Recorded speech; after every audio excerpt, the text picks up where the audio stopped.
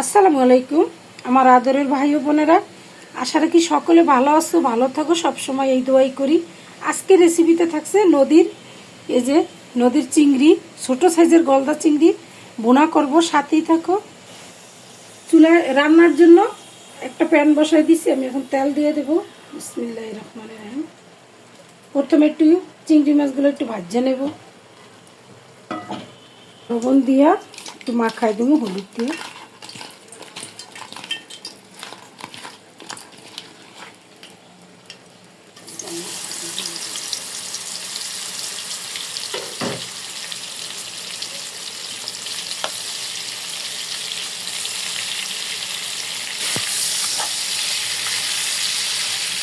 হালকা ভাজবো। চিংড়ি মাছগুলো হয়ে গেছে, উঠায় নেব।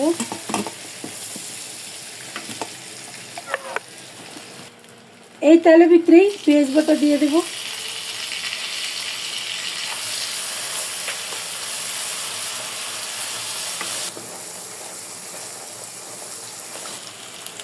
হলুদের গুঁড়া,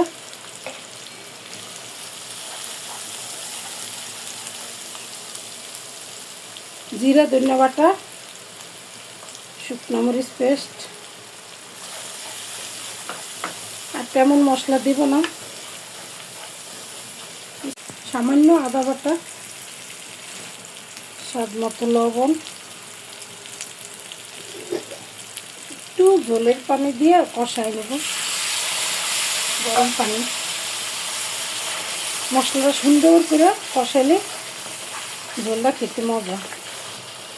এই যে কিছু টমেটো, একটু কাঁচামরিচ, মজা করে রান্না করব। কষতে থাক। আমার মশলা কষানো হয়ে গেছে, সেই লেভেলের একটা মশলা সুন্দরভাবে পারফেক্টলি চিংড়ি মাছ দিয়ে দেব। চমলক্ষ চিংড়ি মাছ,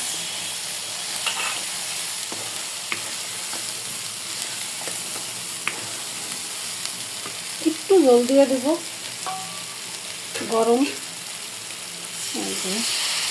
আর দেব না,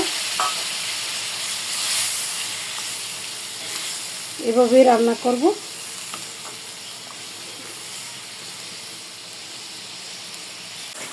এই যে আমার মজাদার চিংড়ি মাছ ভুনিটা হয়ে গেছে, একটু ধন্যবাদ দিয়ে দেব।